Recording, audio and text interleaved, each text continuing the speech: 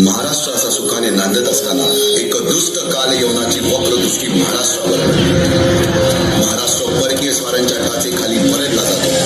अपहरण, जुलूम, जबरदस्ती, अन्याय, अत्याचार, मंदिरांची तोडफोड, स्त्रियांची, धनधान्यांची लुटालूट थांबता थांबत नव्हती. जेव्हा आपल्याच घरात गोठ्यातली गाय आणि घरातील माय असुरक्षित होते तेव्हा घरातलाच अंधकार मनात घर करून बसतो. अशा वेळी साधू, संत, लहान, थोर, लेकी, बाळी अवघा महाराष्ट्र देवाला गाराणं घालतो. अरे जेजुरीच्या खंडोबा, पंढरपूरच्या खंडोबा, तुळजापूरच्या भवानी आई, दारुगड दारुगड आई, दारुगड.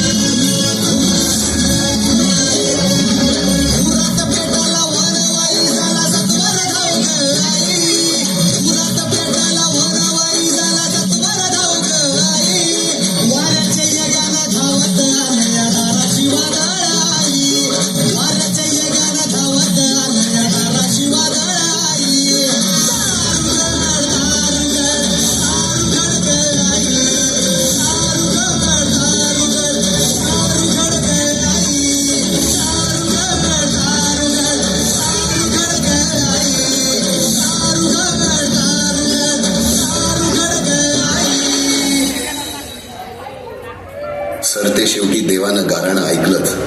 शालिवन शके 1551 शुक्ल नाम संवत्सर उत्तरायण शिशिर ऋतू फाल्गुन वद्य तृतीयेला सायंकाळी शुभ लग्न उदित असता कलियुगातील नरसिंहाचा, ग्रहमंडलातील सूर्याचा, नक्षत्रातील ध्रुवाचा या समछत्रपती शिवरायांचा शिवनेरीवर जन्म झाला.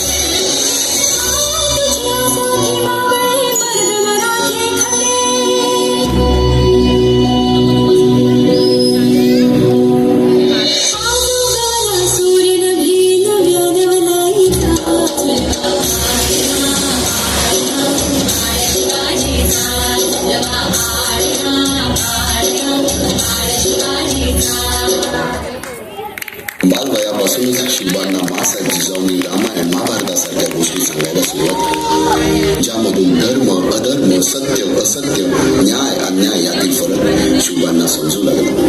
तसेच शस्त्रास्त्र व शास्त्र या शिक्षणासाठी शहाजी राजांनी अनेक कर्तबगार माणसे नेमली. जसे की दादोजी कोंडदेव, बाळकृष्ण पंत, रघुनाथ पंत, शामराज पंत अशा अनेक कर्तबगार माणसांच्या नेतृत्वाखाली महाराज बालवयापासूनच घडू लागले.